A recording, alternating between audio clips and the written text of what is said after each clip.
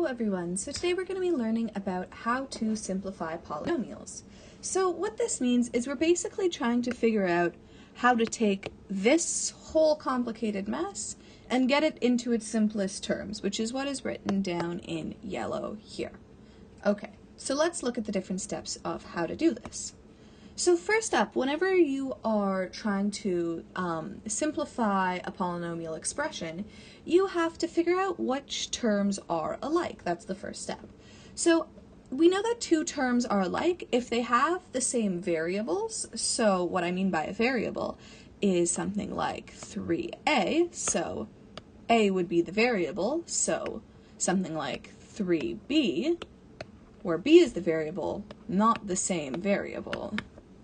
Okay, and then they also have to be to the same power. So the variables have to be to the same power. So what that means is like 3a squared and 3a, those are not to the same power. That's to the power of 2, and this is implicitly to the power of 1.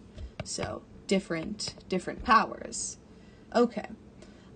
Similarly, you can't, since they have to be both to the same variable and to the same power, something like 3a squared and 3b squared are not the same, are not terms that you can simplify together because they have different variables even though their powers are the same. Okay, so let's kind of look at an example. So we have a whole bunch of different terms right now that we could find in an expression, and we need to figure out which ones are like terms. So let's take a look going through here, and how to show that they're like terms is I'm going to use different colors and different shapes to circle or square them, you know, to signify that. So let's start with 4a squared. Okay, so we have to look for terms that have the same variables, so a, as well as the same power squared. So we have over here 6a squared, a and squared. We have 9a squared as well, and I believe that is all. Okay, so let's move to our next one. Let's do 2b, a pretty simple one. Okay, so now we have to look for other ones that are just b's. Okay, so we have 4b and we have another 2b. I believe that is all. Okay. Now let's try to find different a's. So we have 3a, we have 4a, we have another 3a. Awesome.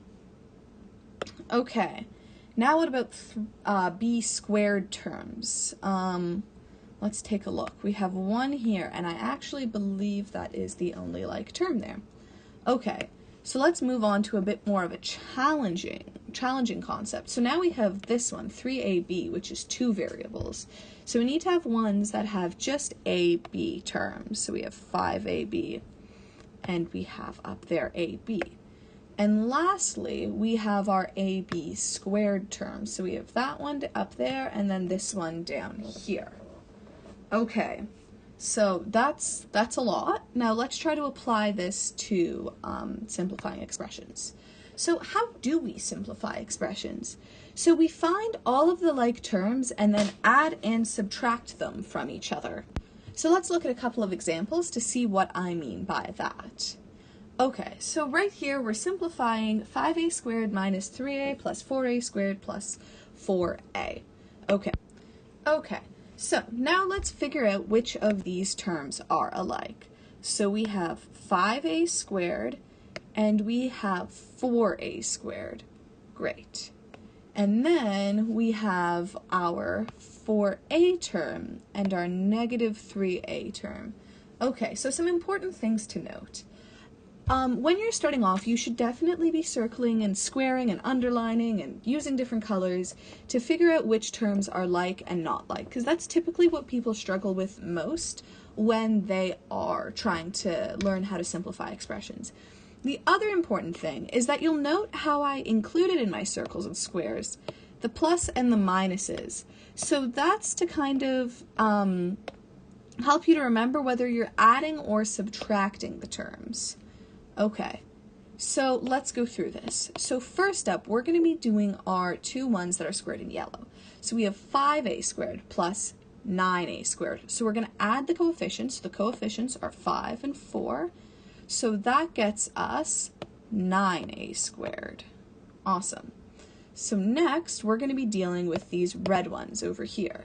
So we are subtracting 3a from 4a. So that's going to get us 1a. And we can actually write 1a just as a. The one's implied. Okay, so that term is all, that expression is all simplified. So let's look at another example. So this one's a little bit more complicated. We have some different types of terms, but we can just use the same strategy and simplify it. So we have 3x squared, which is the same as, a like term to negative 3x squared. We also have our 4y, which is similar to our 3y.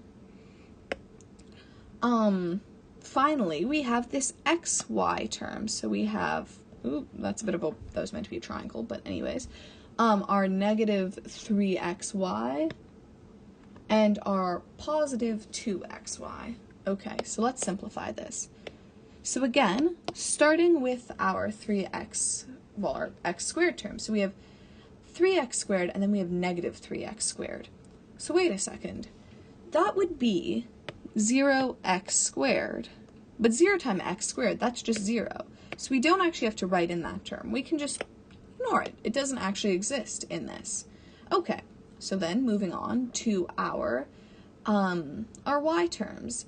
So we have 4y, positive 4y, and positive 3y. So when we add the coefficients, 4 plus 3, we get 7y.